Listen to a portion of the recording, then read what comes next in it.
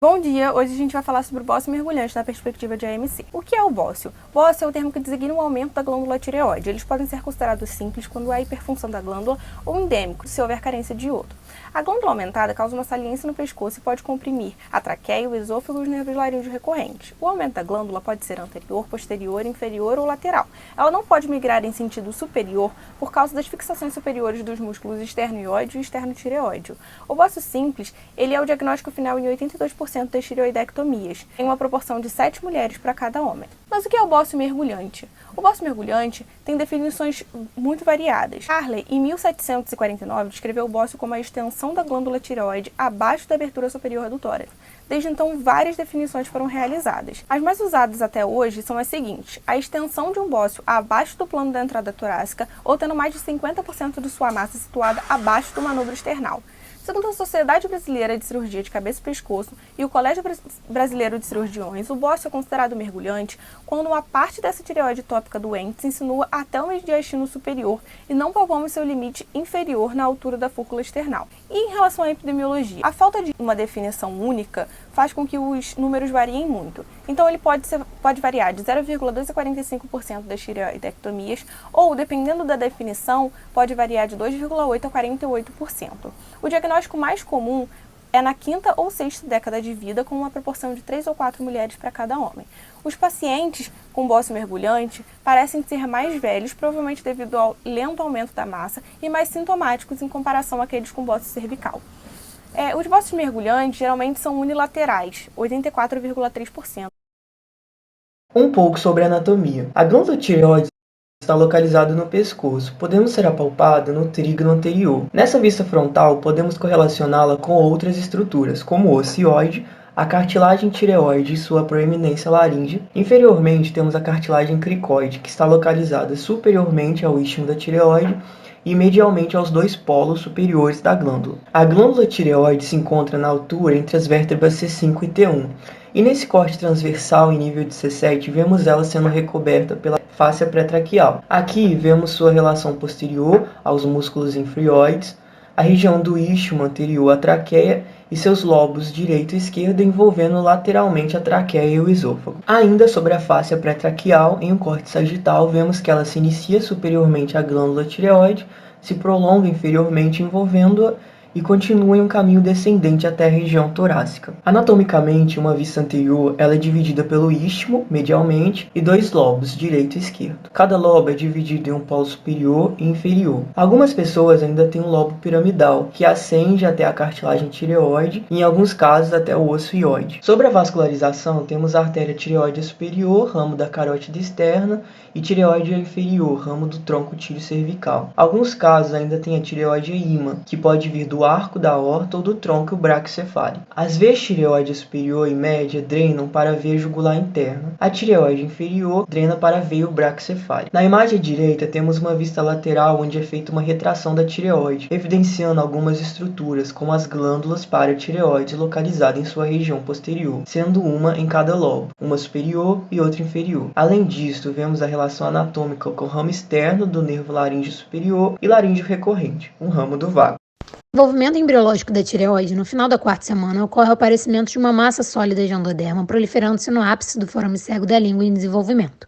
O divertículo tireoide, então, migra inferiormente através dos tecidos do pescoço, na extremidade do ducto tireoglosso, que se rompe ao final da quinta semana.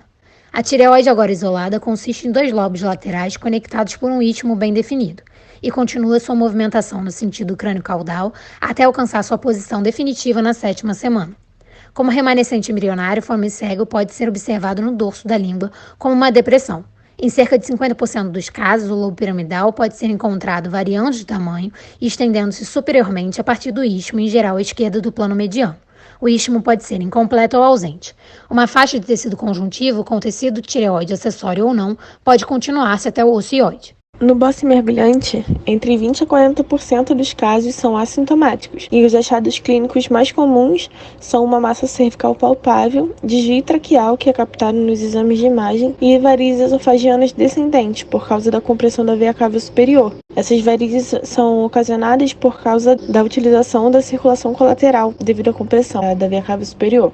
E outro sintoma vascular é a trombose venosa por causa da estase sanguínea. Pode ocorrer também a compressão das vias aéreas, que gera dispneia, estridor, tosse rouca e traqueomalácia, que é o enfraquecimento dos anéis de cartilagem da traqueia. A traqueomalácia ela deve ser ressaltada por causa da possibilidade de colabamento da traqueia no pós-cirúrgico da retirada do bócio. E quando ela é detectada antes da cirurgia, às vezes é bom considerar ter uma ressecção da traqueia e reconstrução dessa parte do tubo traqueal. E também pode ocorrer a compressão esofágica, que causa disfagia, e além disso, também podem ser vistos sintomas neurológicos, devido à compressão dos nervos frênico e recorrente, e também da cadeia simpática, que causa síndrome de Horner. E outros sintomas importantes são os metabólicos, podendo ter hiper ou hipotireoidismo, mas o bócio mergulhante geralmente cursa com hipertireoidismo. Encontrados os achados clínicos e feita uma boa anamnese, é importante que se saiba como diagnosticar o bócio mergulhante. O primeiro passo é o exame físico. O exame físico compreende a inspeção, palpação e ausculta. A glândula normal geralmente não é visível.